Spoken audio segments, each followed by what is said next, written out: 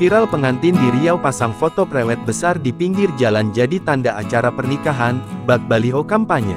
Tengah beredar video yang memperlihatkan baliho pernikahan besar yang bergambar foto prewed viral di media sosial. Pasangan pengantin ini menggunakan cara yang unik untuk memeriahkan hari pernikahannya. Video tersebut viral usai diunggah akun TikTok si pengantin yakni @elvika_permatasari07 dan hingga kini telah ditonton lebih dari 500.000 kali tayangan. Dalam video tersebut, terlihat beberapa orang sedang gotong royong memasang baliho pernikahan. Mereka mendirikan baliho tersebut tepat di pinggir jalan. Pada baliho tersebut tampak foto prewed kedua pengantin dan juga nama serta tanggal pernikahan mereka.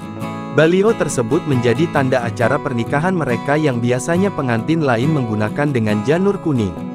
Sontak saja, unggahan tersebut pun kini mengundang berbagai komentar warganet. Tak sedikit warganet berkomentar ikut terinspirasi ide menggunakan baliho sebagai tanda pernikahan.